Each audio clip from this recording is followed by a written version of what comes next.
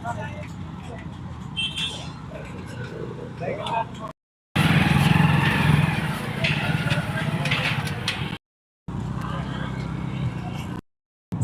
দিনে প্রায় 4,500 টাকা পেট্রোল ডিজেলের দাম বেড়েছে।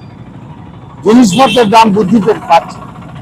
আমার প্রতিবাদ হলো, এই যে পেট্রোল এবং ডিজেল যখন মোদিজি ক্ষমতায় আসে তখন ছিল 60 টাকা পেট্রোল, ডিজেল ছিল 50 টাকার নিচে।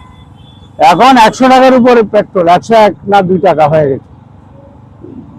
ডিজেলটা হয়ে গেছে 97 টাকা।